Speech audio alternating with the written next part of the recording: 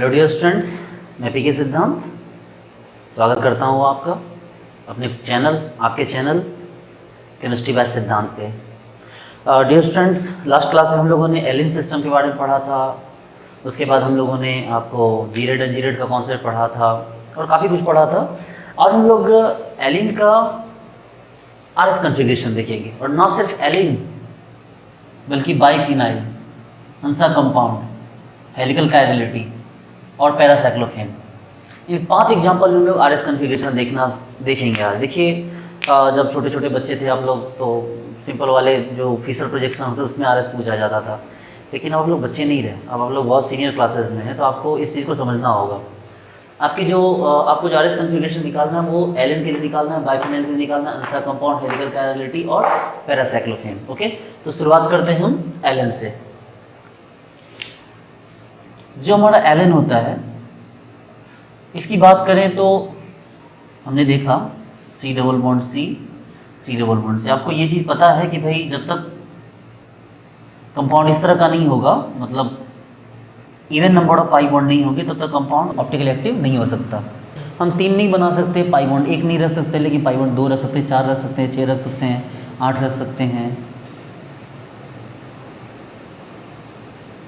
हमने 4 रखा, H Br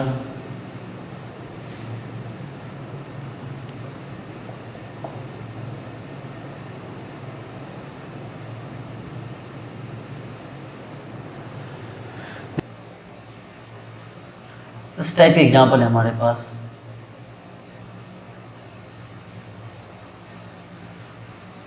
देखिए, इस टाइप के या किसी भी टाइप का कोई हमारा कंपाउंड हो जाएगा, एलिन कंपाउंड, उसमें हमें आरएस कन्फिग्रेशन निकालना है। देखिए, ध्यान दीजिए कि इसमें जो पॉइंट है वो समझना है आपको। इसमें एक तीर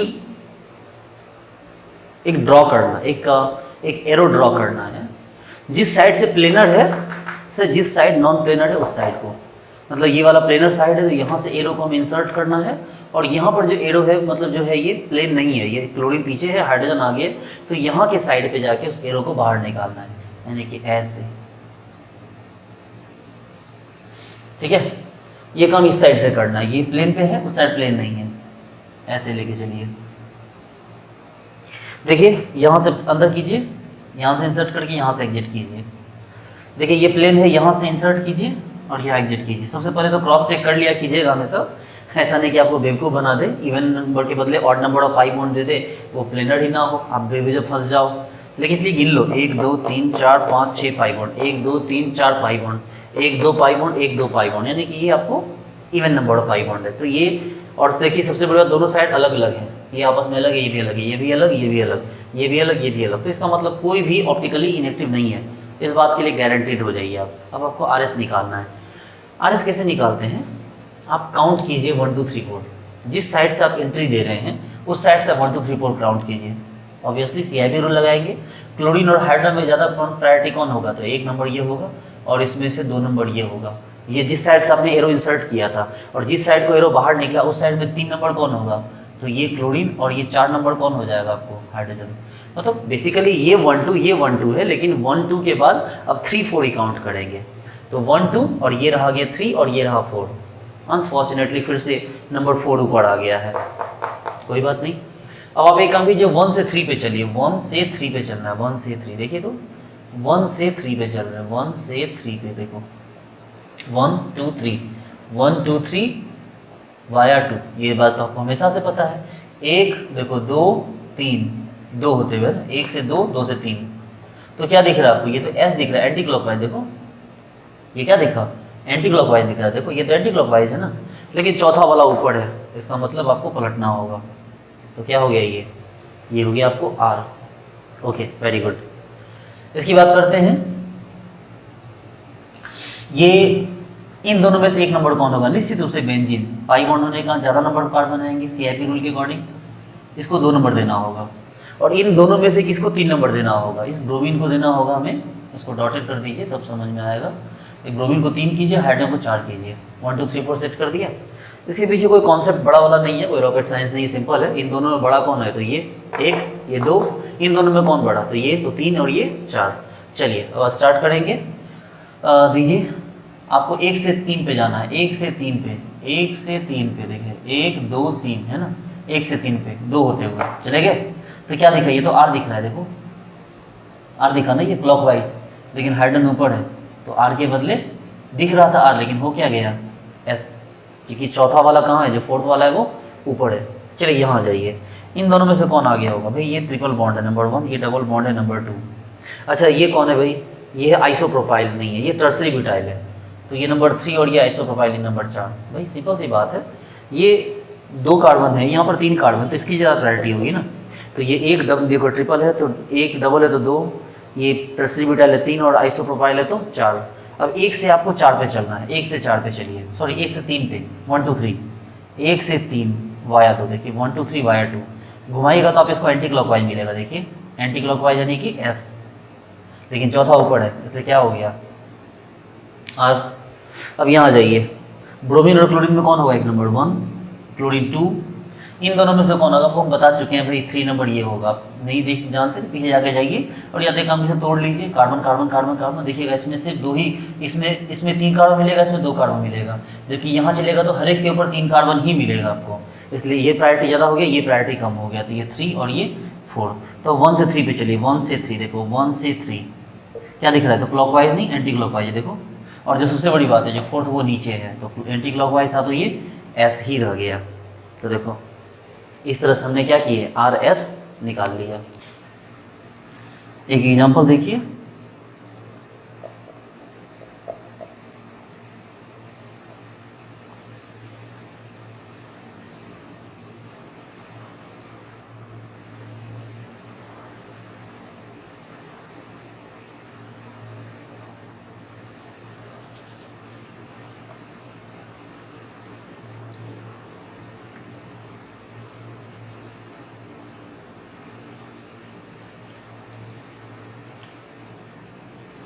देखिए इस तरह कुछ भी दिया हुआ है। चलिए सबसे पहले पाई बॉन्ड काउंट करते हैं, 1 2 3 4 pi bond, okay 4 pi bond है, नॉन प्लेनर होगा, दोनों साइड अलग अलग है, देखिए ये अलग है, ये अलग है, ये अलग है, ये अलग है, इसको मत देखिए ना, क्या दिक्कत है, ये बहुत बड़ा रिंग है, ये आराम से ये पीछे जा सकता है, ये आगे आ सकता है, बड़ा रिंग है।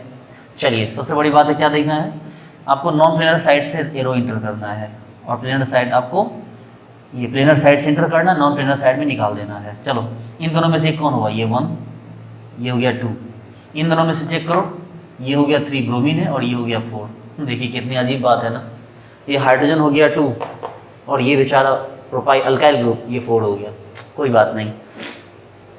अब 1 से 1 है, 2 है, ये 3 है और ये 4 है, आपको 1 से 3 पे जाना है, देखो आपको 1 से 3 पे जाना है, देखो क्या मिल रहा है आपको, ये तो क्लॉकवाइज मिल रहा है, तो क्लॉकवाइज मिलेगा तो क्या मिलेगा आर।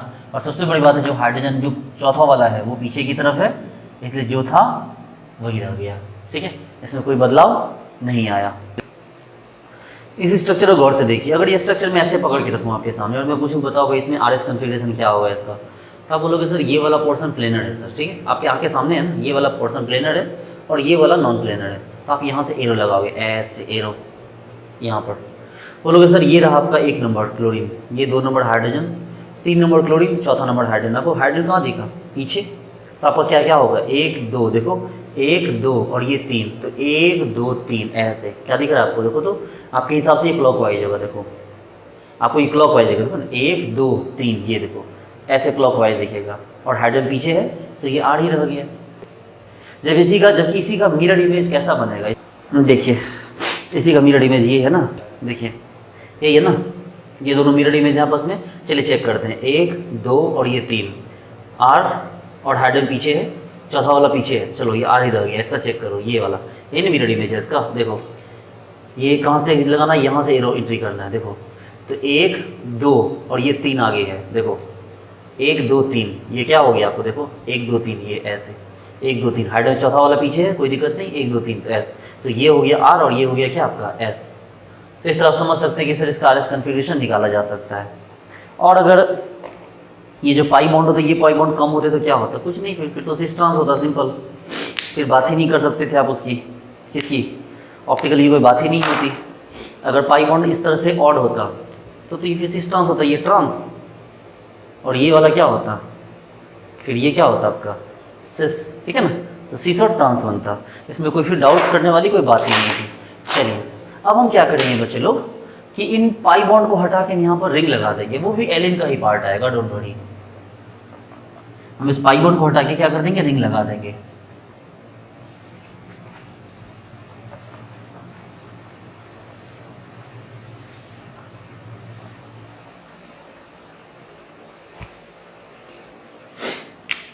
देखो हमारे पास कितने पाई बॉन्ड होने चाहिए, कम से कम 2 होने चाहिए। हम पाई बॉन्ड हटा के रिंग लगा देते हैं। देखो ऐसे था, आप चेक करना मैं सही बोल रहा हूँ या गलत बोल रहा हूँ। आप यहाँ से एरो लगाए, ये देखो 1 2 और ये 3 और ये 4, तो 1 से 3 पे जाना है। 1 से 3 क्या दिख रहा है, आर दिख रहा है, लेकिन हाइडन आगे है तो क्या हो गया एस। अब एक काम कर दो, इसी पाई बॉन्ड को रिंग से रिप्लेस कर दो, चाहे एक को करो चाहे दोनों कर दो। अब देखो हाइड्रोजन क्लोरीन और यहाँ पर हाइड्रोजन और ये क्लोरीन। बोलो सर ये कैसे हुआ, बोले हाँ भाई हुआ ना। अगर यहाँ पर नॉन प्लेनर है, ये प्लेनर है, तो अगर ये प्लेनर है तो ये क्या हो जाएगा, ऑटोमेटिकली नॉन प्लेनर हो जाएगा। ये इस तरह से नोट, इसके लिए आप चिंता मत कीजिए, ठीक है। मैं दिखा भी दूंगा आपको। ऐसे भी ये फिगर ऐसे बनेगा तो ये वाला फिगर अंदर की तरफ बनेगा, तभी तो ये यहाँ से निकलेगा ना, ठीक है। चलिए आप चेक कर लीजिए इसको, आपको अगर ऐसा लग रहा है तो आप एक काम चेक ही कर लीजिए अच्छे से। इस एग्जाम्पल में हमें क्या करना है, रिंग को रिप्लेस करना है, ठीक है। इस तरह रिंग को क्या करना है, रिप्लेस करना है। पाई बॉन्ड को रिप्लेस करना है रिंग से। काम कीजिए, बॉन्ड को खोलिए और यहाँ इसको लगा दीजिए। देखो हमने 2 रिंग बनाए, ज़रा गौर से देखो। इस रिंग का देखो, ये रिंग कैसे है, ऐसे बिल्कुल इस प्लेन पे, XY प्लेन पे। देखिए ये रिंग इस प्लेन पे, ये रिंग इस प्लेन पे, XZ प्लेन पे। देखिए ठीक है, आप खुद देखिए, ये वाला जो इस तरह से है और ये वाला क्या है इस तरह, देखिए है ना। इसको बना के दिखाऊँ, बिल्कुल दिखा देता हूँ, डोंट वरी। देखो तो यही है, देखो ऊपर हाइड्रोजन नीचे क्लोरीन और यहाँ आगे हाइड्रोजन पीछे क्लोरीन, देखो यही तो है। देखो देख लो। तो इस रिंग को अगर हम जब बना रहे हैं तो ऑब्वियसली बात है ये भी नहीं कट सकता। तो जिस तरह 2 पाई बॉन्ड वाले स्ट्रक्चर नहीं कट रहे थे लगातार, वैसे ये देखो 2 रिंग वाले स्ट्रक्चर भी नहीं कट रहे हैं। तो ये भी एलिन ही है, ऐसा नहीं कि ये कुछ नया है, ये भी एलिन ही है, ठीक है। जैसे वो एलिन था उसी तरह ये भी एलिन ही है। तो इस तरह से क्या कर रहे हैं हम लोग, देखिए इस तरह बनाएंगे इसको। आप ऐसे भी नहीं कट कर सकते, ऐसे भी नहीं कट कर सकते। इसलिए क्या हो गया, अगर आप रिंग को अगर पाई बॉन्ड की जगह रख दीजिए तो उससे कोई फ़र्क नहीं पड़ता है। हाँ एक नई बात ज़रूर आती है यहाँ पर, ठीक है, एक नई बात आती है। चलिए तो ये समझ गए ना आप इसको। इसका भी RS वैसे ही चेक किया जाएगा। ये प्लेन है, ये नॉन प्लेनर है। यहाँ से एरो लगाइए अंदर, क्लोरीन हाइड्रोजन 1 2 और ये क्लोरीन हाइड्रोजन 3 4। तो 1 से 3 पे जाना, चलो 1 से 3 पे जाओ। देखो 1 से 3 और 4 आ गया तो क्या हो गया, ये तो R दिख रहा है आपको, और हाइड्रोजन आगे है तो क्या हो गया, ये S हो गया। एक काम करो, 2 रिंग रहने दो, ये वाला एग्जाम्पल से उठाओ, ये है ना।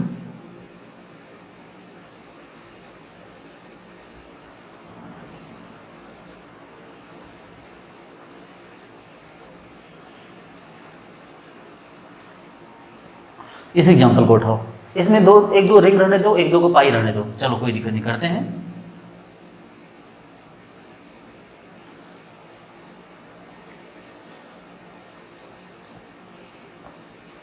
आप ये जो मर्जी करो, बस कॉन्सेप्ट को समझ लो अच्छी तरह।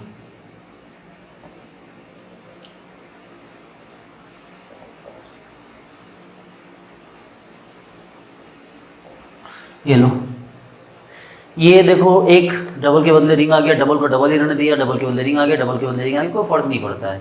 ऐसा भी नहीं कि अलग अलग साइज के रिंग लो तो फर्क पड़ेगा, क्योंकि इससे कोई फर्क नहीं पड़ता। बोलोगे सर ये प्लेन रखे, मतलब कोई बात नहीं, इसको प्लेन है तो इसको नॉन प्लेनर कर दो, क्या दिक्कत है, उससे कोई फर्क नहीं पड़ता, वो तो होता ही है। देखो जहाँ ये प्लेन है, देखो जहाँ ये रिंग ये प्लेन है बॉन्ड, वहाँ ये आगे पीछे है, और जहाँ ये आगे पीछे यहाँ बॉन्ड प्लेन है। प्लेन मतलब ये वाला आपके सामने वाला फेस। देखो जब ये प्लेन पे है तो ये प्लेन पे नहीं है, और जब ये रिंग प्लेन पे है तो ये वाला प्लेन पर नहीं है। देखो तो उसी तरह से अगर ये दोनों, देखो गौर से वही तो है ना, देखो ये प्लेन पे है तो ये रिंग प्लेन पे नहीं है, और जब ये दोनों प्लेन से आगे पीछे हैं तो ये रिंग जो है वो कहाँ है, ऑटोमेटिकली प्लेनर पे है। चलो पहले पाई बॉन्ड रिंग का नंबर गिनो, 1 2 3 4, बिल्कुल होगा ही, ऑप्टिकल आइसोमर ऑप्टिकल एक्टिव होगा ही। ये भी अलग है, ये भी अलग है, तरीका क्या है भाई, लगाओ एरो लगाओ, यहाँ से एरो लगाओ अंदर की तरफ, यहाँ से बाहर निकलेगा। यानी आप वैसे भी सोचो, आप बोलोगे सर आप हम भूल जाएंगे सर कि एरो इधर से लगाना है कि एरो इधर से लगाना, तो भाई एरो आपको हमेशा इधर ही निकलेगा, तभी तो यहाँ चौथा का पता चलेगा कि जो फोर्थ ग्रुप है वो अप है या डाउन है। इधर तो पता चल नहीं सकता, मान लो तुम इधर से एरो घुसा दो, एरो अगर इधर से लग जाए तो फिर यहाँ आ जाएगा 3 4, तो पता कैसे चलेगा कि कौन ऊपर है कौन नीचे, दोनों तो प्लेन पे है। इसलिए भी एरो उधर ही निकलेगा जिधर आपको थर्ड फोर्थ का पता चल सके, फोर्थ ग्रुप का पता चले। सोचो अगर फोर्थ ग्रुप पता ही नहीं है तो फिर आरएस कैसे निकालोगे, आपको तो पता है कि जो फोर्थ ग्रुप होता है वो कितना इंपॉर्टेंट रोल प्ले करता है आरएस को निकालने में। इसलिए एरो हमेशा इस साइड से इस साइड को निकलना चाहिए, ताकि आपको यहाँ 1 2 और ये 3 और 4, फोर्थ का पता चले कि भैया फोर्थ कहाँ है, ऊपर है या नीचे है। अगर ऊपर है तो आरएस को पलट दो, नीचे है तो आरएस को पलटने की जरूरत नहीं है। तो चलो क्या हो गया, 1 2 3 4, 1 से 3 पे आना, आ जाओ 1 से 3, क्या दिख रहा है, एस दिख रहा है एंटी क्लॉकवाइज, और ये आगे हो गया फोर्थ, तो एस था दिखा लेकिन हो क्या गया, तो ये हो गया आपका आर। तो इस तरह से हमने क्या किया, हमने एलन सिस्टम के बारे में जितने भी एग्जाम्पल थे हमने देखे। इसमें कुछ और एग्जाम्पल होंगे तो हम लोग उसको भी करेंगे।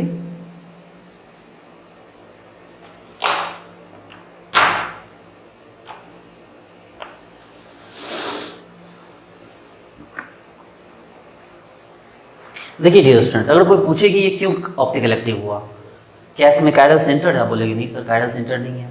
आप बोलेंगे क्या इसमें जो है क्या है, फिर बोले सर इसमें प्लेन ऑफ सिमेट्री नहीं है सर, इसलिए ये जो हो गया आपको ऑप्टिकल एक्टिव हो गया। लेकिन ये सफिशिएंट आंसर नहीं है, इसका मेजर आंसर ये है कि इसमें कायरल एक्सिस है। देखो जब कायरल सेंटर होता था तो कायरल सेंटर था, ठीक है, ये कट गया तो ये कट जाता तो फिर वो नहीं होता ऑप्टिकली एक्टिव। लेकिन इसके एक एक्सिस के थ्रू आप देखो एक एरो डाल रहे हो, इसलिए इसके ऑप्टिकल एक्टिविटी का जो राज है, जो रीजन है इसकी ऑप्टिकल एक्टिविटी का, वो क्या है, वो है कायरल एक्सिस। आपसे जब भी पूछा जाए तो आप क्या बताओगे, इसमें क्या है, कायरल एक्सिस है, जिसके कारण ये ऑप्टिकली एक्टिव हो गया। ओके चलिए,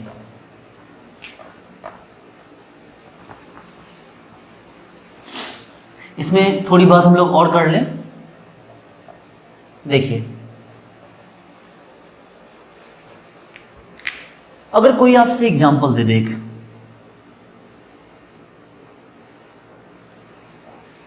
लोग सर क्या कर रहे हैं सर,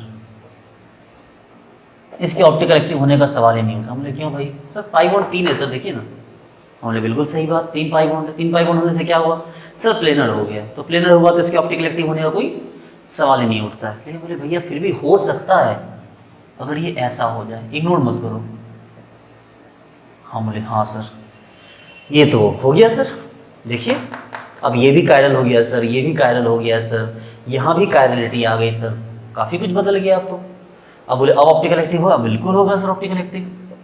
और रीजन क्या होगा इसका, कायरल एक्सिस। बोले ना सर अब तो कायरल एक्सिस की बात ही नहीं रही, क्योंकि एरो तो लगा ही नहीं रहे हम, अब कायरल एक्सिस की बात ही नहीं, तो फिर क्या बात रही, वही sir chiral centre, chiral centre या क्या सी स्टार, या उसी को क्या बोलते हैं एसिमेट्रिक सेंटर। यानी जो पहले पढ़े थे सर वो ये भी नया काम आ रहा है। हमने बिल्कुल सही बात। तो ये जरूरी नहीं है कि यहाँ पर आपको सभी में जो है एलन सिस्टम कंफर्म लग जाए। एलन सिस्टम है लेकिन एलन का वो सिस्टम नहीं है जो एलन मतलब कायरल एक्सिस के कारण ऑप्टिकल एक्टिव हो। ये ऑप्टिकल एक्टिव है लेकिन क्यों, कायरल कार्बन के कारण, not due to chiral axis. RS पूछेगा तो अब आरएस नहीं, ऐसे नहीं निकाल सकते। अब आरएस आपको सेपरेट निकालना होगा, पूरे मॉलिक्यूल का एक आरएस नहीं आएगा। इसका देखो ये एक, इधर क्लोरीन भी है, 2, इधर 3 और ये 4, तो क्या हो गया भाई 1 2 3 एस से एस, हाइड्रोजन पीछे तो एस ही रह गया। इस पे आ जाओ भाई, नहीं पता, कैसे बता सकते हैं इसको हम कि कौन ऊपर है कौन नीचे। सही बात है भाई, नहीं बता सकते हो, लेकिन फिर भी पता अब नहीं है तो फिर दिमाग लगाना होगा, उसके लिए आपको सही फिगर बनाना होगा। चलो वो देगा तो हम, अगर वो दे देगा आपको कि हाँ भाई लो ये आगे है ये पीछे, तो हम निकाल लेंगे। नहीं देगा तो हम कैसे निकाल सकते हैं, क्योंकि जब तक हमें वेज एंड डैश प्रोजेक्शन ना दे हम कैसे आरएस निकाल सकते हैं। वेज एंड डैश दे, चाहे फिशर दे, चाहे सॉहर्स दे, चाहे न्यूमैन दे, चारों में से कुछ तो देना चाहिए इस टाइप का। तो ये तो कोई प्रोजेक्शन है ही नहीं, और बिना प्रोजेक्शन का हम आरएस कहाँ से निकाले। चलिए, तो इसका मतलब ये वाला पॉइंट हमारा जो एलन सिस्टम था, एलन सिस्टम मैंने सारे आपको बता दिए, आरएस कन्फिग्रेशन इस तरह से हो सकते हैं। ठीक है, चलिए वेरी गुड।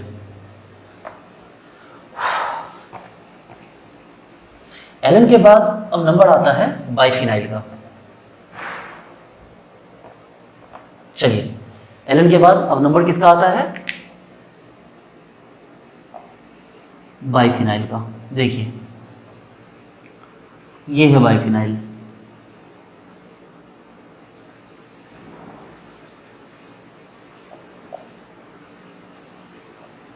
ठीक है, ये बाइफिनाइल फ्री है, इसके अंदर सिंगल बॉन्ड है। देखो ये तो कन्फर्मेशन हो रहा है, गोल गोल गोल गोल घूम रहा है ऐसे ऐसे। देखो ऐसे ये इधर घूम रहा है, ऐसे घूम रहा है। ऐसे मैं बात आपको बताऊं, कभी भी अपने हाथों को आप दोनों को एक अलग अलग डायरेक्शन नहीं घुमाते, मतलब इसको क्लॉकवाइज और इसको एंटी क्लॉकवाइज आप नहीं घुमा सकते, कभी कभी नहीं कर सकते। आप चाहे तो ट्राई करके देख लो कि एक हाथ को ऐसे घुमाओ और एक हाथ को ऐसे घुमाओ, आप कभी ऐसा कर ही नहीं सकते। खैर कोई बात नहीं। तो वही वाली बात है, एक ऐसे घूम रहा है और एक ऐसे घूम रहा है। अगर नहीं भी तो एक को रोक के घुमाओ, ठीक है। लेकिन एक ऐसे घूम रहा है, एक ऐसे घूम रहा है, तभी तो वो दोनों एक दूसरे को अपोजिट घूम रहे हैं। तो ये घूमे जा रहा है।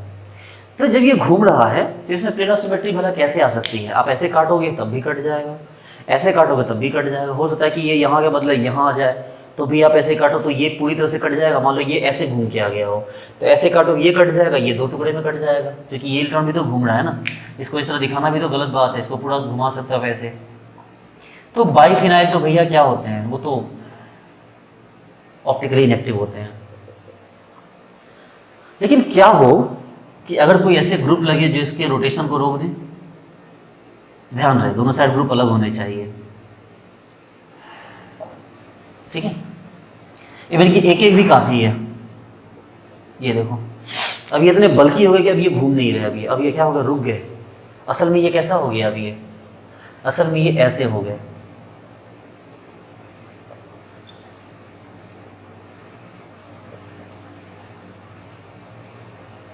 देखो असल में ये ऐसे हो गया।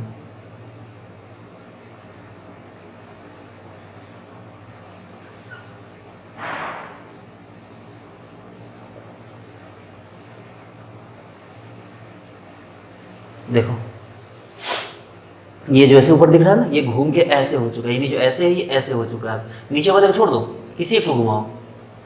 अब आप चाह के भी नहीं काट सकते। देखो इसको कैसे काटोगे, ऐसे बोलो सर हम इसको काट सकते हैं। देखो सर हम ऐसे काट सकते हैं। बोले भाई प्लेनर रहेगा तब तो, ये तो ऐसे रहेगा ही नहीं। जैसे ही चारों पर लगेगा इसका रिस्ट्रिक्शन रुकेगा, ये रिपल्सन के कारण क्या हो जाएगा, नीचे वाला रिंग प्लेन पे हो जाएगा, ऊपर वाला रिंग ऐसे हो जाएगा। देखो ये तो अलग अलग प्लेन में ऐसे हो जाएंगे। आप चाह के भी नहीं काट सकते। ऐसे काटोगे, ऐसे काटोगे अगर, तो देखो ये वाला कट जाएगा, ये पूरा कट जाएगा। ये क्लोरीन ब्रोमीन आमने सामने काट दो इसको, लेकिन इधर NO2 इधर OCH, तब क्या करोगे? हाँ ऐसे काटोगे, काट दो, NO2 OCH दोनों कट गया, लेकिन क्लोरीन पीछे ब्रोमीन आ गया, इसका क्या करोगे? तो ऐसे केस में इसमें प्लेन ऑफ सिमेट्री कोई भी नहीं आ रही है, कोई भी सिमेट्री नहीं आ रही है, तो अब जाके इसको ऑप्टिकल एक्टिव आपको घोषित करना पड़ा, ठीक है। तो बाइफिनाइल ऑप्टिकल इनेक्टिव था, ये सब नहीं है। नहीं भाई नहीं होगा सारा, अगर एक भी हो जाए ना, बस उसके रिस्ट्रिक्शन, उसकी जो है रोटेशन को रोक दे वो। देखो नहीं हो दोनों तरफ, एक तरफ भी हो, बस रोक दे उसके रोटेशन को। इसके बीच रिपल्सन हो जाए और ये जो रिपल्सन जो घूम रहा है वो रुक जाए, तो ये फिगर कैसा हो जाएगा, ये फिगर अब ऐसा हो जाएगा। देखो COOH,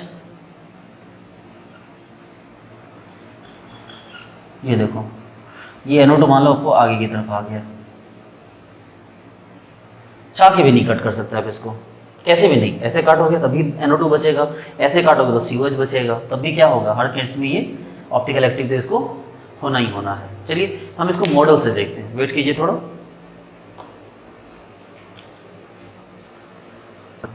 ये है आपका बाइफिनाइल। हाँ कार्बन घट गया था, मैंने बताया था ना कि वो भाभी का बेबी जो है वो लेके भाग गया था इसको, तो वो कार्बन घट गया है इसमें। ये देखिए ये आपका बेंजीन नहीं है, चलिए हाइड्रोजन भी लगा सकते थे हम, ये बाइफिनाइल है। देखिए आप इसको यहाँ से तो कट कर सकते हैं आराम से, नॉन प्लेनर। अगर ये घूम भी जाए तब भी कट कर सकते हैं, यहाँ से काटिए, कट जाएगा ना, ये देखिए कट जाएगा, बिल्कुल कट जाएगा, आधे आधे, तब भी नॉन प्लेनर। तो मतलब आप किसी भी हाल में बाइफिनाइल को प्लेनर नहीं बोल सकते, only biphenyl always non planar होगा, ठीक है। लेकिन उसके पीछे रीजन ये है कि ये घूमने का भी एक रीजन हो गया। देखिए ये घूम रहा है, इसके बीच में यहाँ बॉन्ड के थ्रू क्या हो रहा है, इसमें कन्फर्मेशन हो रहा है। कन्फर्मेशन तो जानते हैं ना, सिंगल बॉन्ड के अराउंड जब स्ट्रक्चर रोटेट करता है तो दैट्स कॉल्ड कन्फर्मेशन। अब एक काम करते हैं, हम इसमें लगा देते हैं कार्बोक्सिलिक एसिड, इसके ऑर्थो पोजीशन पे, बगल वाले पे, उससे कोई फर्क नहीं पड़ता, तब भी ये घूमेगा। सिंगल कार्बोक्सिलिक एसिड लगने से कोई फर्क नहीं पड़ता है, ये घूमता रहेगा। अब रुको, अब एक काम करते हैं, इसमें लगा देते हैं हम, अब कार्बोक्सिलिक एसिड के साथ हम एक नाइट्रो लगा देते हैं। देखिए देखो अब ये हो गया आपका कार्बोक्सिलिक एसिड, देखो C double bond O OH, और ये हो गया N डबल O2 NO2। तो ये एक हो गया कार्बोक्सिलिक एसिड, एक हो गया नाइट्रो। अब देखिए, अब घुमाइए तो अब नहीं घूमेगा ये।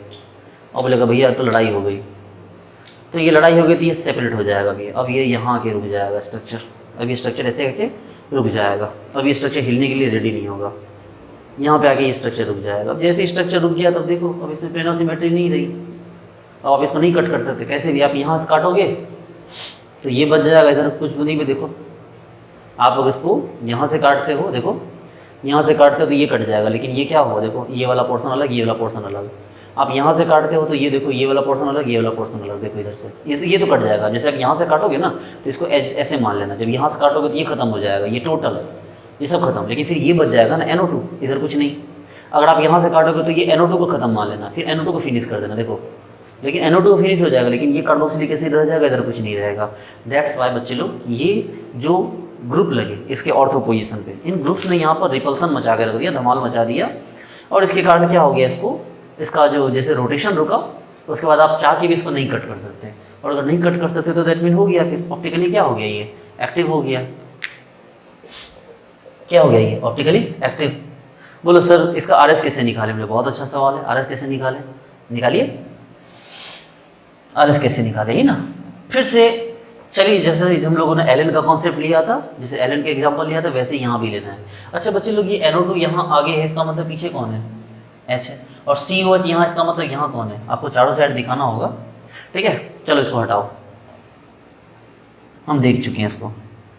फिर से वही चीज़, आप एरो डालिए। अब एरो इंसर्ट कीजिए, कहाँ से, प्लेनर साइड से, और निकालिए कहाँ से, जिधर नॉन प्लेनर है। क्या आया भाई, तो देखो इसका को लो 1 नंबर, ये लोगे 2 नंबर, ठीक है। इसमें ये 3 नंबर और ये 4 नंबर, ये है ना। अब क्या करोगे, 1 से 3 चलो, 1 2 3, इधर जाना होगा, 1 2 3। देखो 1 2 3 1 2 3, क्या दिख रहा है आपको, R दिख रहा है। देखो क्लॉकवाइज है ना R, और हाइड्रोजन दिखा है चौथा नंबर पीछे है, तो R का R ही रह गया। इस पे आ जाओ, यहाँ से एरो अंदर डालना होगा आपको, तो क्या दिखा आपको, देखो OCH3 नाइट्रोजन, नाइट्रोजन ऑप्शन में कौन बढ़ा, तो ऑप्शन तो 1 नंबर, ये 2 नंबर। ब्रोमीन क्लोरीन में कौन बढ़ा, ये 3 नंबर और ये 4 नंबर। तो 1 से 3 पे चलो, 1 2 3 1 2 3, ये देखो 1 2 3, ये तो एंटी क्लॉकवाइज है S, और हाइड्रोजन भी कहाँ है, पीछे की तरफ है, इसलिए कोई प्रॉब्लम नहीं होगा। तो ये S था, तो ये S ही रह गया, ठीक है। तो इस तरह से हमने क्या किया, बाइफिनाइल में भी RS कन्फिग्रेशन को चेक किया। प्लीज नोट कीजिए। चलिए कुछ इंपॉर्टेंट एग्जांपल्स देखिए। आपसे मैंने पूछा कि भैया ये जो है क्या है, आइसो ऑप्टिकल एक्टिव होगा, बताइए, सोचिए। चलो इन सबको आप वीडियो को पॉज कर लीजिए, सोचिए इन सब के बारे में। आप 2-4-5 मिनट टाइम ले लीजिए वीडियो को पॉज करके। चलिए ठीक है, तो मैं बताऊं, ओके तो स्टार्ट करते हैं। देख भाई, ये जो हाइड्रोजन है, सॉरी, ये ऑर्थो पोजीशन पे कोई नहीं है यहाँ पर। इसका मतलब रोटेशन रिस्ट्रिक्टेड नहीं है, रोटेशन हो रहा है। जब रोटेशन हो रहा है तो भैया कोई टाइम ऐसा आएगा जब ये पूरी तरह से प्लेन पे आएगा, सपाट, उसमें खचाक से आप काट देना। तो इसका मतलब एक भी पॉसिबिलिटी अगर कट करने की है तो वो एक्टिव नहीं होगा, ठीक। इसमें आपने रोटेशन चल रहा है, ठीक है। और अगर रोटेशन होगा तो किसी पर्टिकुलर पॉइंट पे प्लेनर सिमेट्री भी आ ही जाएगी। इसमें रोटेशन तो रिस्ट्रिक्टेड है, रोटेशन तो नहीं हो रहा है क्योंकि ऑर्थो पोजीशन है। लेकिन ये इसमें होगा क्या कि क्या ये ऑप्टिकली एक्टिव होंगे या नहीं होंगे, सवाल उठता है। रोटेशन रिस्ट्रिक्टेड है, लेकिन देखो अगर एक ऐसे होगा, दूसरा NO2 वाला ऐसे, ये NO2 एक से ऐसे एक ऐसे, आप चाह के भी नहीं काट सकते क्योंकि ये NO2 एक यहाँ है नीचे और एक ऊपर है, आप नहीं काट सकते। ऐसे काटोगे तो ये बच जाएगा, और अगर ऐसे काटोगे तो ये बच जाएगा। देखो ना, समझने की कोशिश करो, देखिए यही है ना, देखिए यही एग्जांपल है। देखो यहाँ ऑर्थो और दोनों के ऑर्थो पे NO2 है ना, NO2 NO2। आप ऐसे तो रहेगा नहीं, रिस्ट्रिक्शन रोटेशन रिस्ट्रिक्टेड है तो ये ऐसे रहेगा। देखिए ये तो ऐसे आ जाएगा। अब जैसे आप काटने की कोशिश करोगे, ऐसे काटोगे तो ये तो कट जाएगा लेकिन ये बच जाएगा, और अगर ऐसे काटोगे तो ये तो कट जाएगा लेकिन ये बच जाएगा। यानी आप चाह के भी इसको, अब देखो ना, खुद सोचो कहाँ से काटोगे आप इसको, कि बिल्कुल इक्वल कट जाएगी। आप इसको ऐसे काटोगे तो ये बचेगा, और अगर इसको ऐसे काटोगे तो ये वाला पोर्शन, आधा पोर्शन इधर आधा पोर्शन इधर बचेगा। इन्हें चाह के इसको कट नहीं कर सकते, तो इसका मतलब ये क्या होगा आपका ऑप्टिकली एक्टिव।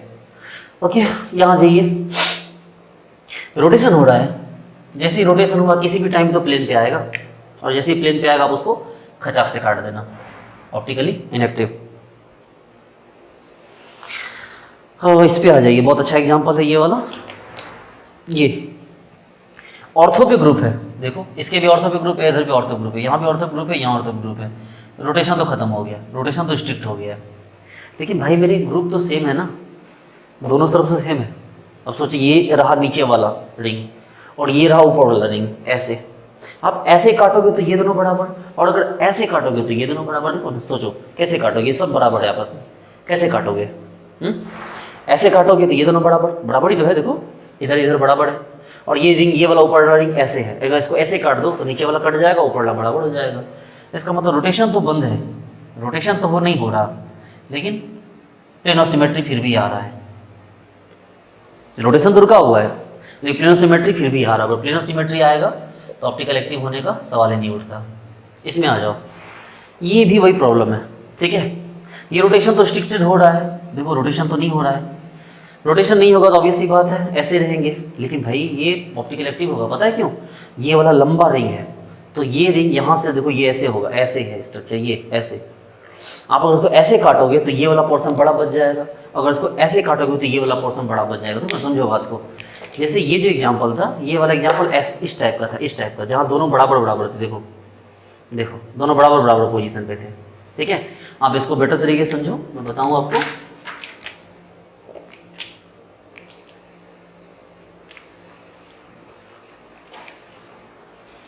ये देखो, ये जस्ट लाइक ऐसा है, देखो है ना, ये ऐसे था, ये वाला एग्जाम्पल, ये वाला ऐसे रहेगा, ऐसे काटोगे तो ये दोनों बचेगा, ऐसे काटोगे तो ये दोनों बचेगा। लेकिन ये एग्जाम्पल ऐसा नहीं, ये एग्जाम्पल ऐसा है, देखो ये एग्जाम्पल ऐसा है, देखो कैसे काटोगे। देखो ये रिंग बड़ा है, इधर ये रिंग बड़ा है, देखो ये इधर बड़ा है, मान लो कि एक को प्लेन पे हम रख देते हैं, मान लो ये रहा प्लेन पे, ये नीचे वाला प्लेन पे, देखो ये, और ऊपर वाला आगे आ जाएगा। तो कैसे ऐसे काटोगे तो ये कम बचा, इधर ज़्यादा बचा, यानी अलग है पोर्सन। आप ऐसे काटोगे तो इधर कम बचा, इधर ज़्यादा बचा। रही भैया आप इसको कैसे भी काटोगे, ऐसे काटोगे, लेकिन ये रिंग तो पूरा बाहर निकल जाएगा, ये वाला, ये आगे है ना, ये आगे है, तो ये पूरा बाहर, आप ऐसे काट भी दोगे तो ये रिंग पूरा आगे रहेगा, नहीं कटेगा। और अगर ऐसे काटोगे तो ये तो कट जाएगा, लेकिन ये वाला रिंग क्या हो जाएगा, पूरा बाहर रहेगा। इसका मतलब है कि इसमें रोटेशन भी रिस्ट्रिक्टेड है, रोटेशन भी नहीं हो रहा, और क्या आपने रोटेशन को भी रोक रखा है, और उसमें प्लेन ऑफ सिमेट्री भी नहीं आई। तो रोटेशन भी रुका हुआ है, प्लेन ऑफ सिमेट्री भी नहीं आई, और इसलिए क्या हो गया, ऑप्टिकली एक्टिव हो गया। आप बोलोगे सर एक बात बताइए कि ये जो एग्जाम्पल है सर, चलो हमने तो देख लिया ऑप्टिकली इनएक्टिव है, चलो मिटा दो इसको, भूल जाओ। इसमें अगर हम ऐसा करते कि कोई ग्रुप लगा देते, एक ग्रुप लगा देते हम, तो क्या इसको रोक सकते थे? रोटेशन तो नहीं हो रहा है सर, एक ग्रुप लगा देते हैं। नहीं ना भाई, एक ग्रुप लगाने से काम नहीं चलेगा, क्योंकि जब ये ऐसे रहेगा, वर्ड्स देखो, ये मान लो ऐसे रहेगा, ठीक है, या मान लो कि ये नीचे वाला प्लेन ऐसे है, ऊपर वाला प्लेन ऐसे है, आप इसको NO2 लगा देते हो। मान लो यहाँ पर NO2 अगर लगा भी दिए, देखो हम यहाँ पर NO2, इसके पीछे में यहाँ NO2 ऊपर लगा दिए। भैया देखो, अगर NO2 लगा भी देते हैं यहाँ पर, ये वाला NO2 जो ऐसे होगा, तो आप क्या करोगे, जब ऐसे काटोगे, ठीक है, ऐसे काटोगे, तब तो ये क्या हो जाएगा, आपका दोनों सेम हो जाएगा। देखो मान लो NO2 ऐसे था, ये NO2 हमने काटा, खत्म हो गया, जो कटा हट गया। लेकिन भैया ये दोनों तो बराबर रह गए। देखो अगर ये NO2, ये ऊपर रिंग को ऐसे मानो और काट दो, तो ये तो खत्म, लेकिन ये दोनों बच गए। इसका मतलब आपको दोनों में लगाना होगा। हाँ, अब कोई ऑर्थोमेटा वाली बात नहीं है, कहीं भी लगा दो, अब कहीं भी। आप देखो अब क्या हो गया, NO2 इधर पीछे भी है, NO2 इधर भी है, आप इधर काटोगे इधर बचेगा, ऐसे काटोगे तो एक आगे NO2 बचेगा। दैट्स वाई कि ये फिर से क्या हो जाएगा, अब ये क्या हो जाएगा, ऑप्टिकली एक्टिव हो जाएगा। तो सिमिलर रहे डिसिमिलर रहे, फिर भी कोई दिक्कत नहीं है, हो ही जाना है उसको। चलिए, तो ये इंपॉर्टेंट एग्जांपल्स थे। एक नई बात सीख लीजिए, एक टर्म यहां पर आ गया, एट्रोप आइसोमर्स एंड एट्रोप आइसोमेरिज्म। क्या है ये एट्रोप आइसोमर्स एंड एट्रोप आइसोमेरिज्म? देखिए बच्चे लोग, जब कोई ऑप्टिकल एक्टिव इसलिए हो रहा है कि इसकी रोटेशन रुक गई है, ठीक है। जब कोई रोटेशन रिस्ट्रिक्टेड होने के कारण आइसोमर ऑप्टिकल एक्टिव हो तो उसको हम लोग बोलते हैं एट्रोप आइसोमर्स, और उस फिनोमेना को क्या बोलते हैं, एट्रोप आइसोमेरिज्म। आप इसको नोट कर लीजिए कि when due to rotation restricted या due to restricted rotation optical active compound forms then called atropisomers and the phenomena is called atropisomerism. इसको आप नोट कर लीजिए, ठीक है। चलिए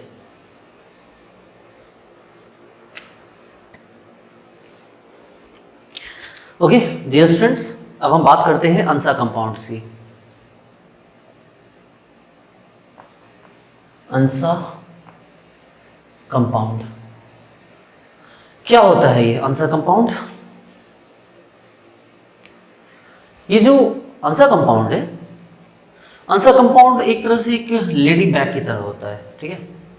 समझो सबसे पहले क्या होगा, ये एक बेंजीन रिंग है,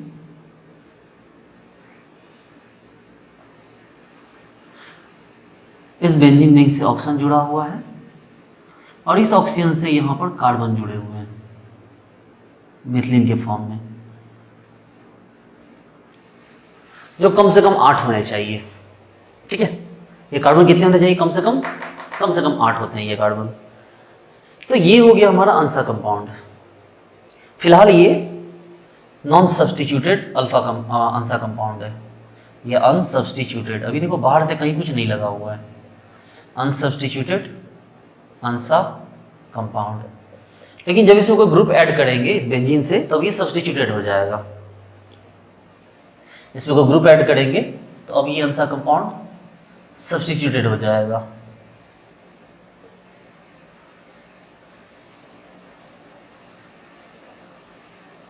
देखो एक बात को हमेशा जानो कि ये जो होंगे ऑक्सीजन के साथ, ये कार्बन यहाँ से स्टार्ट, आप लिख लो कार्बन को यहाँ से ऐसे लिखो और फिर यहाँ से कार्बन को जोड़ो ऐसे,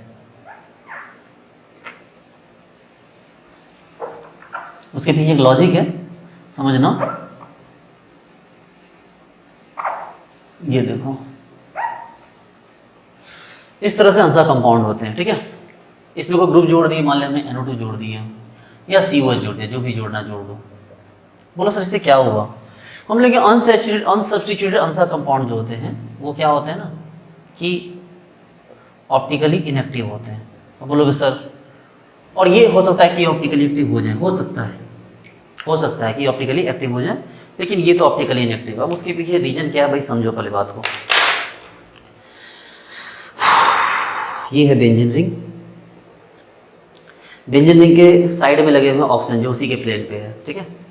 बेंजीन रिंग के साइड में क्या लगे ना, ऑक्सीजन लगे हैं जो उसी के प्लेन पे है। अब इस ऑक्सीजन से हमने जोड़ा कार्बन की एक चेन को इस तरह,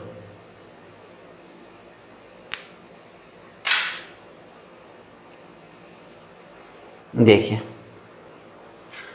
ये लेडी बैग की तरह हुआ इसलिए अंसा कंपाउंड को लेडी बैग कहा जाता है। हालांकि यहाँ कार्बन कम है मेरे पास, मैंने आपको बताया है कि मेरे पास कार्बन ये वाले घट गए हैं, तो चलिए कोई बात नहीं, मान सकते हैं कि कार्बन कम कार्बन है, लेकिन फिर भी मान लीजिए 8 कार्बन है ये। तो ये कार्बन इसको गोल गोल घूमने से नहीं रोकेंगे। देखो अभी तो आप बोल रहे सर प्लेनर कहाँ है ना, प्लेनर देखो कट करो, ऐसे काटो, ये बीच से कट जाएगा, देखो है ना, ऐसे बिल्कुल ऐसे काट दो, कट जाएगा। ये अभी भी कटेगा, ये अभी भी कटेगा, ठीक है, ये अभी भी कटेगा, देखो काटो, ऐसे काटो, खत्म, प्लेनो सिमेट्री आ गया, ऑप्टिकली इनएक्टिव हो गया। बोलो सर फिर किसी ग्रुप के जोड़ने से क्या हुआ सर, आपने ये क्यों बोला कि मे भी हो सकता है? बोले भाई इसके पीछे रीजन ये है कि मान लो आपने यहाँ कोई ग्रुप जोड़ दिया, ठीक है, यहाँ पे कोई ग्रुप आपने जोड़ दिया इस तरह से, अब ये ग्रुप देखो इस पे जोड़ दिया, फिलहाल तो ये अब ऑप्टिकल एक्टिव रहा नहीं, क्योंकि आप प्लेन इसको कट करोगे यहाँ से तो प्लेनो सिमेट्री यहाँ से तो नहीं आ रहा, देखो यहाँ से तो नहीं आ रहा, लेकिन ये स्ट्रक्चर अब घूमने की कोशिश भी नहीं कर पाएगा, क्योंकि अगर ये घूमेगा, समझो बात को, अगर ये घूमेगा तो ये रिंग इसको ऊपर वाला रिंग इसको रोकेगा घूमने, तो बोलेगा नहीं भाई तुमको नहीं जाने देंगे, और क्या करेगा, रिपल्सन करेगा, रिपल्सन के कारण ये ऐसे रहेगा, तो प्लेनो सिमेट्री कभी नहीं आएगा, है ना, देखो। लेकिन अगर ये रिंग बड़ा होता, ये जो ऊपर वाला जो रिंग है, हैंडल रिंग, अगर ये बड़ा होता तो ये क्या करता, या ये रिंग बड़ा होता या ये एटम ही छोटा होता, यहाँ पर ये एटम ही छोटा होता मान लो,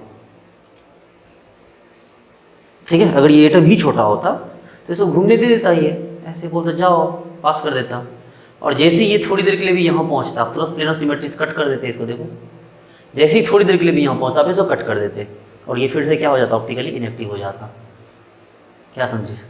बात यहाँ ये है कि यहाँ नंबर ऑफ कार्बन कम से कम हो ताकि इसका ये पार नहीं जाए और ये वाला ग्रुप बड़ा हो। जब ये ग्रुप बड़ा हो और ये रिंग छोटा हो तो इसको ये पास करने नहीं देगा, लेकिन ग्रुप छोटा होगा तो ये पास कर जाएगा। और जिस समय ये पास कर रहा होगा, उसी समय प्लेनर सिमेट्री डालकर इसको कट किया जा सकता है। जैसे ही कट करेंगे ये ऑप्टिकली क्या हो जाएगा, इनएक्टिव हो जाएगा। That's it. तो कहने का मतलब ये है कि ANSA कंपाउंड में आपको नंबर ऑफ कार्बन एक तो ज़्यादा कम से कम रखे होंगे ऊपर वाले रिंग में, और ग्रुप आपको क्या करना होगा, बड़ा रखना होगा। ठीक है, हालांकि चलिए इतना दिमाग नहीं लगाना है इसमें, सिंपल देखो हमने ग्रुप बड़ा रख दिया, अब ये बड़ा ग्रुप रख दिया, अब ये गोली नहीं घूम सकता है। देखो आप खुद सोचो, देखो नहीं लड़ जाएगा, देखो देखो ये लड़ रहे, पार ही नहीं जाने दे रहे। देखो बोला हम नहीं जाने देंगे तुमको, क्या कर लोगे? जान ही नहीं देगा, ये पार ही नहीं जाएगा। देखो ये न पार जाएगा, न प्लेनर सिमेट्री आएगी, न मॉलिक्यूल ऑप्टिकली इनएक्टिव होगा। ठीक है, तो इस तरह से मॉलिक्यूल क्या हो गया, अगर इस तरह से हुआ तो मॉलिक्यूल क्या हो गया, ऑप्टिकली एक्टिव हो गया। यानी आप कह सकते हैं कि सर आप इस स्ट्रक्चर को तो कट कर सकते हो ऊपर से ऐसे, इसको तो कट कर सकते हैं सर ऊपर से ऐसे, लेकिन इसको नहीं कट कर सकते सर, आप चाहो तब भी नहीं कर सकते। इधर NO2 इधर COH है, ना हो COH एक तरफ भी कुछ हो तब भी आप आधा काटोगे तो NO2 उस तरफ बिल्कुल उस तरफ चला जाएगा, पीछे की तरफ, चाह के भी नहीं काट सकते हो। ठीक है, तो ये हो गया हमारा क्या, ANSA कंपाउंड। अब ANSA कंपाउंड में RS कन्फिग्रेशन देखना है। उससे पहले इस बात को समझो कि इस कार्बन को हमने अलग क्यों किया। इस कार्बन का नाम होता है, इसको हम लोग बोलते हैं पायलट कार्बन। क्या बोलते हैं इसको? बिल्कुल पायलट कार्बन। ये पायलट कार्बन जो एटम होता है वो कार्बन के बदले कोई और भी हो सकता है, लेकिन ऑप्शन नहीं, ये यहाँ नहीं होना चाहिए, ये नहीं हो सकता क्योंकि ये प्लेन पे है और पायलट हमेशा क्या होना चाहिए, ऊपर होना चाहिए। तो ये क्या है, पायलट कार्बन। ये दोनों साइड, ये दोनों क्या है ये, तो ये दोनों पायलट कार्बन है।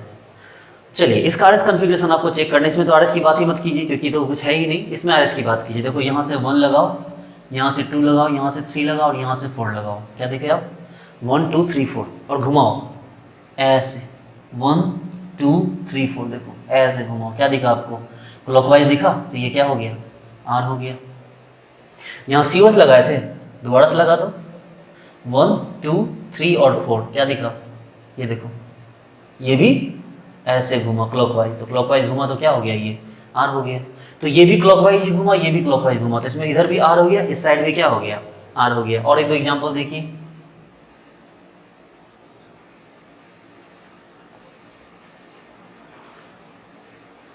चलो डायरेक्ट हम लिख देते हैं CH2 पायलट कार्बन उसी में इंक्लूडेड है।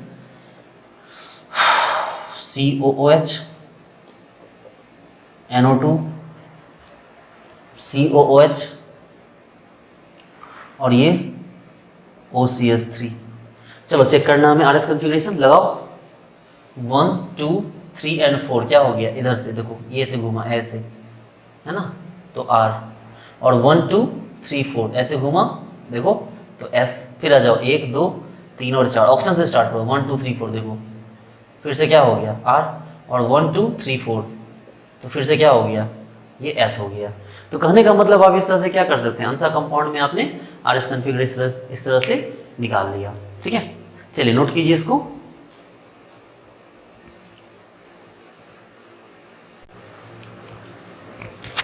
ये एक इंपॉर्टेंट पार्ट है, इसको देख लीजिए।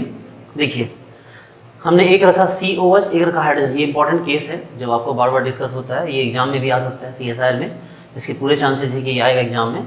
ये वाला देखिए, एक पोर्शन को लिया कार्बोक्सिलिक एसिड, दूसरे वाले पोर्शन को लिया हमने हाइड्रोजन, तो हाइड्रोजन और कार्बोक्सिलिक एसिड। ठीक है, और हमने यहाँ पर इन दो को छोड़ के यहाँ 8 ले लिया, मतलब टोटल हमारे पास कार्बन कितने हो गए, 10। तो हमने 8 लिया यहाँ पर, तो ये ऑप्टिकल एक्टिव हो जाएगा, मतलब यहाँ तक ये घूमने इसको नहीं देगा। ध्यान दें, यहाँ तक इसको घूमने नहीं देगा। अगर 9 हो जाए, अगर ये जो नंबर ऑफ कार्बन N है वो 9 हो जाए, मतलब 9 2 11 हो गए, तो अगर 9 कार्बन में ये ऑप्टिकल ये इंटरनली तो क्या हो जाएगा, एक्टिव होगा, लेकिन जैसे इसको आप हीट करेंगे ये क्या हो जाएगा, ये इसके आइसोमर्स के साथ ये खत्म हो जाएगा, मतलब ये लेस स्टेबल ऑप्टिकल एक्टिव होगा। इसका आप इन टर्म समझिए कि थोड़ा ये ऑप्टिकल एक्टिव भी होगा और ज़्यादातर केस में ये क्या हो जाएगा, दोनों तरफ चला जाएगा। देखिए ध्यान दीजिए, इसको जैसे ही हीट कीजिएगा ये पार हो जाएगा। मेरी बात समझ रहे हैं, जब 8 कार्बन है यहाँ पर, तो आप इसको हीट भी कीजिएगा तब भी ये पार नहीं होने देगा। देखिए समझिए बात को, कि जब मान लीजिए हमारे पास क्या है कि जैसे हमने बताया आपको कि अगर 8 कार्बन है यहाँ पर, तो हीट करने पे भी ये पार नहीं होगा। ये देखिए हीट कीजिएगा तब भी पार नहीं होगा। अगर 9 कार्बन हो गए तो हीट करने पे ये पार हो जाएगा। देखो मान लो ये भी R है, मान लो ये क्या है R है, और जैसे हीट करके ये पार हो जाएगा ऐसे। तो अब ये क्या हो गया, अब ये S हो गया, और जैसे RS बने ये दूसरे एक दूसरे को क्या करेंगे, कैंसिल कर देंगे। देखो समझो बात को, बहुत इंपॉर्टेंट बात है। अगर जैसे हमारे पास 9 हो गए तो ये क्या करेगा, ये घूम जाएगा, इस पार से उस पार आ जाएगा। देखो ऐसे ये घूमने दे देगा, हीट करने में गर्म हो जाएगा तो घूमेगा। आपको पता है गर्म होगा तो बॉन्ड दूर दूर जाएंगे, और जब बॉन्ड दूर दूर जाएंगे इसके बाद भागने का ऑप्शन होगा, ये एस्केप कर जाएगा इसके अंदर से। तो ये क्या हो जाएगा, दोनों तरफ चला गया। तो एक तरफ क्या बना R, दूसरी तरफ S बना, तो क्या बोलते हैं भैया इसको, रेशमिक मिक्सचर, और ये रेशमाइज हो जाएगा और क्या करेगा, एक दूसरे को कैंसिल कर देगा। और अगर 10 बना देते हैं, 10, फिर तो कोई बात ही नहीं भाई। अगर 10 बना दोगे तो फिर ये तो एक्टिव होगा ही नहीं, ये तो बड़े मज़े से घूमता रहेगा, हीट करने की भी रिक्वायरमेंट नहीं है। ये 10 में इतना बड़ा ये जो होगा, ये देखो ये अगर 10 कर देंगे, मैं कार्बन के अलावा और भी चीज़ें ऐड करता हूँ क्योंकि मेरे पास कार्बन के एटम और नहीं हैं।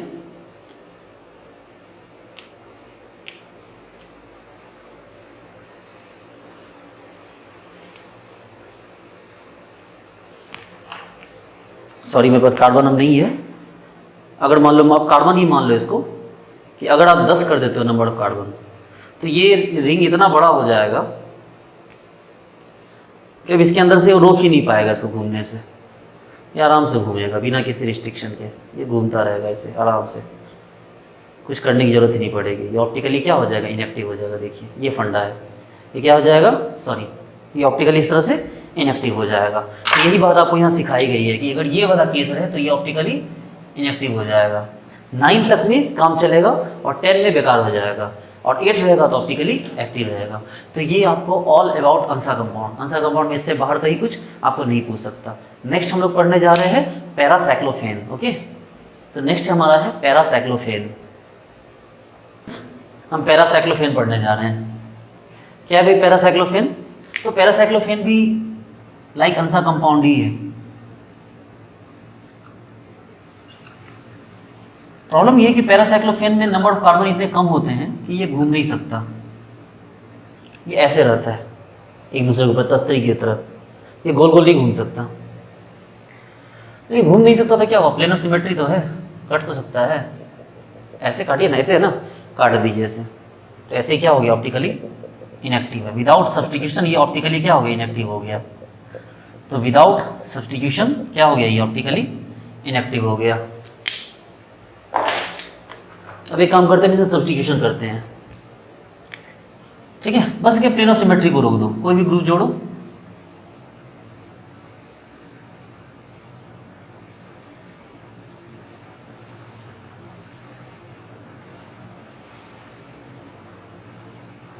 कोई भी ग्रुप जोड़ दो, एक भी। अब काटो, अब नहीं कटेगा, ऐसे काटोगे नहीं कटेगा, ऐसे काटोगे भैया। NO2 पीछे है ना, ये रिंग ऐसे है ना, तो NO2 कहाँ होगा, ऐसे होगा ना। आप ऐसे काटो चाहे ऐसे काटो, कैसे भी काटो, ये नहीं कटेगा। तो क्या हो गया, ऑप्टिकली एक्टिव हो गया। और ग्रुप जोड़ना चाहते हो और जोड़ दो, जितना चाहे उतना जोड़ दो, कोई दिक्कत नहीं है।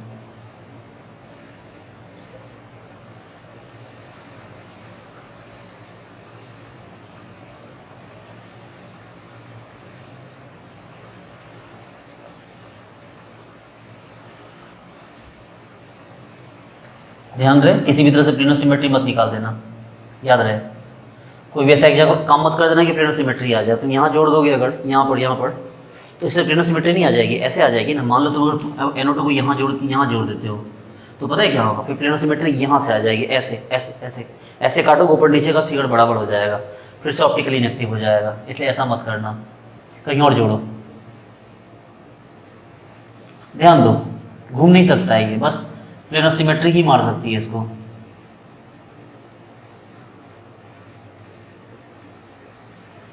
चलो यहाँ NO2 लगा दिए, यहाँ कुछ और लगा दो, COH लगा दो, बस भी बच गया। देखो नहीं कटेगा, कैसे कटेगा, ऊपर NO2 नीचे COH है, क्या होगा, ऑप्टिकल एक्टिविटी। और चाहते हो करना करो, लेकिन एक गड़बड़ भी मत करना, ठीक है। बोलो सर कितना केस है, सर केस नहीं है भाई, ध्यान देने की बात है। ऐसा मत कर देना कि यहाँ एक NO2 जोड़े तो फिर एक NO2 यहीं जोड़ देना, तब भी प्लेन ऑफ सिमेट्री आ जाएगा। फिर से कहानी खत्म हो जाएगी। चलो ग्रुप जोड़ो, जितना जोड़ना उतना जोड़ो, बस प्लेनर सिमेट्री का ध्यान रखना।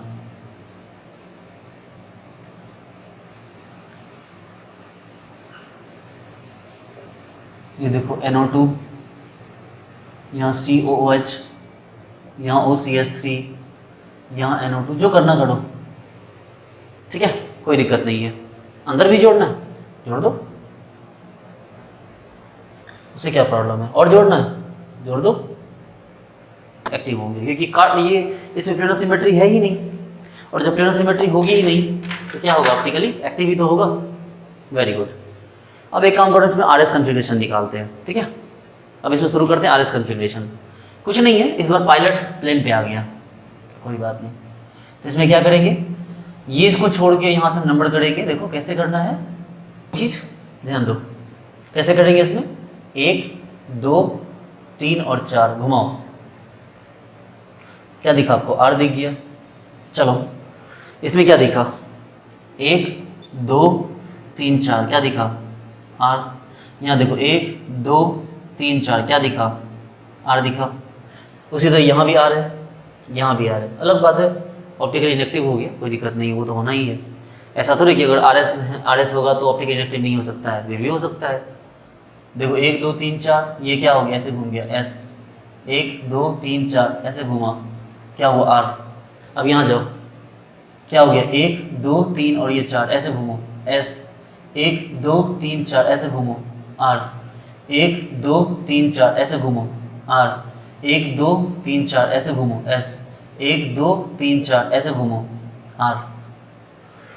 देखिए किस तरह से पैरासाइक्लोफेन का आप RS कन्फिग्रेशन भी निकाल सकते हैं, और वो ऑप्टिकल एक्टिव है या इनएक्टिव है ये बता सकते हैं। पैरासाइक्लोफेन में कुछ नहीं है, सिंपल सी बात है, कट गया तो हट गया, घूमने का कॉन्सेप्ट यहाँ नहीं है, बस कटना नहीं चाहिए। कुछ भी ऐसा करो कि वो कटे नहीं, कोई तरह से प्लेनर सिमेट्री नहीं है। प्लेनर सिमेट्री बचा लोगे तो वो कंपाउंड क्या हो जाएगा, आपको पैरासाइक्लोफेन ऑप्टिकली एक्टिव हो जाएगा, अदरवाइज ऑप्टिकली इनएक्टिव हो जाएगा। चलिए नेक्स्ट है हमारा आपको हेलिकल कायरलिटी। ओके डियर बच्चे लोग, नेक्स्ट एग्जाम्पल है हमारा हेलिकल कायरलिटी, बहुत इंपॉर्टेंट है हेलिकल कायरलिटी। हेलिकल कायरलिटी की बात अगर करें हम तो याद रखो इसमें RS नहीं होता है। क्या बोले, RS नहीं होता है, बिल्कुल नहीं होता है। इसमें क्लॉकवाइज का कॉन्सेप्ट चलता है। बोले सर वो तो पहले भी चलता था, क्लॉकवाइज के लिए आप R लिखते थे। हमने नहीं, अब R नहीं लिखोगे, आप P लिखोगे, क्योंकि P4 प्लस होता है, जो क्लॉकवाइज को प्लस मानना है। बोले फिर एंटी क्लॉकवाइज के लिए क्या मानिएगा, बोले बिल्कुल देख लो, एंटी क्लॉकवाइज के लिए आपको S होना चाहिए, आप उसको लेकिन M लिखना है, M फॉर माइनस। मतलब क्लॉकवाइज को प्लस माना गया, एंटी क्लॉकवाइज को माइनस माना गया। हो सकता है कि P और M के बदले ओनली प्लस और माइनस लिख दिए जाए। क्या मतलब होता है क्लॉकवाइज हेलिकल कायरलिटी, भाई अगर ऐसे हो, ये हेलिकल है ना, हेलिक्स जिसे DNA में आपने पढ़ा, तो ये प्लस है ना, ठीक है। और अगर ऐसे घुमाओगे ये, तो ये माइनस होगा ना। देखो इसमें क्या बोला मैंने कि ये अगर इस डायरेक्शन में घूमेगा तो क्या होगा, ये प्लस, और अगर इस डायरेक्शन में घूमेगा तो माइनस होगा। मतलब सॉलिड से डॉटेड की तरफ घूमना है इसको, सॉलिड से डॉटेड की तरफ, ध्यान रखिए, सॉलिड से डॉटेड की तरफ घूमना है। क्या मतलब है इस बात का, चलो मतलब समझाता हूँ मैं आपको।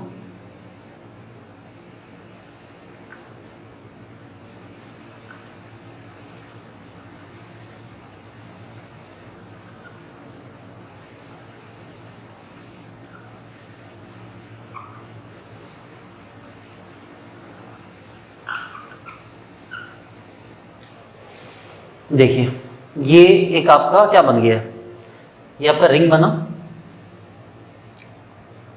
रिंग ऐसे बनेगा,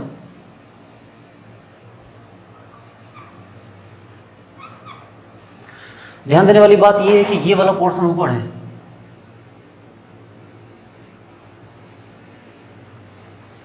जबकि ये वाला पोर्शन नीचे है। ध्यान दो,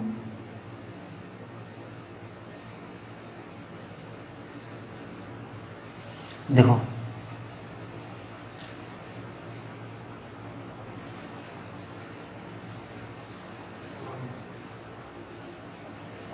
ये वाला पोर्शन कहाँ है, नीचे है, जबकि ये वाला पोर्शन ऊपर है। बाकी सभी फिनाइल ही है, बेंजीन रिंग देना है आपको। अब आपको ऊपर से नीचे की तरफ आना है ऐसे, तो ये क्या हो गया क्लॉकवाइज ना, देखो तो ये प्लस हो गया यानी P। और अगर इसी को ऐसे ना बना कैसे बनाया जाता,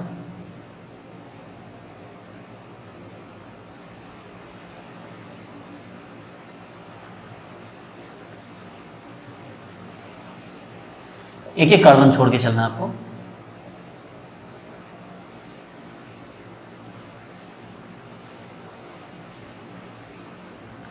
ये देखो ऐसे यहां रखता, ऊपर रखो सॉलिड, जिधर भी ये रहा सॉलिड, ये ऊपर की तरफ है और ये रहा डॉटेड, ये मतलब नीचे की तरफ है, मतलब ये ऐसे है, देखो ना ये कैसे, ये ऐसे यहाँ से ऐसे, ये देखो ये ऐसे स्ट्रक्चर ऐसे, ये बेंजीन ऐसे है। मेरे पास इतने कार्बन नहीं कि मैं आपको बना दिखा सकूं। ये यहाँ से रिंग स्टार्ट करो, नीचे की तरफ और गोल घूम जाओ, ये हेलिक्स देखो ऐसे हेलिक्स बन रहा है, ये मेरे उंगली को देखो ऐसे यहाँ नीचे आ रहा है, तो ये क्या हो गया क्लॉकवाइज डायरेक्शन हो गया। तो P4 प्लस कायदे से इसको R होना चाहिए। और ये वाला क्या हो गया, ये वाला ऐसे है, यहाँ से आया ऐसे आया नीचे, देखो देखो ये देखो यहाँ से आया ऐसे एंटी क्लॉकवाइज नीचे की तरफ आ रहा है।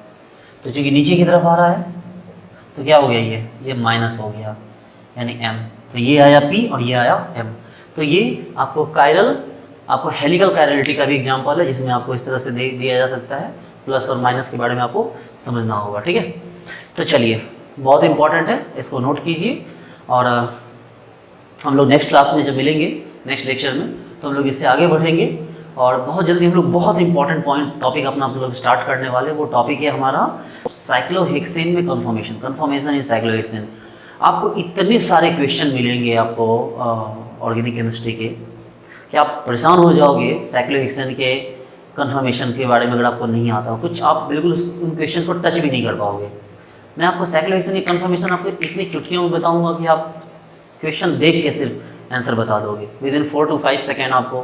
क्योंकि मेरे गुरुजी अतीकुल्ला खान सर का आशीर्वाद मेरे साथ है, उन्होंने बहुत अच्छे से बता रखा है। और साथ में जो प्रतीक सर हैं, आप जान रहे होंगे प्रतीक सर को, जो जिया सराय में जो पढ़ाते हैं प्रतीक सर, वो कमाल के टीचर हैं भाई। तो उनका आशीर्वाद मेरे साथ है। मुझे, मैं आपको विदिन सेकेंड्स में आपको ये चीज़ सिखा दूंगा कि भाई कैसे साइक्लोहेक्सेन का कन्फर्मेशन कैसे चेक किया जाता है, ठीक है। तो चलिए डियर स्टूडेंट्स, मिलते हैं नेक्स्ट वीडियो में। मैं पीके सिद्धांत, मेरे वीडियो को लाइक कीजिए, चैनल को सब्सक्राइब कीजिए, ठीक है। Thank you so much.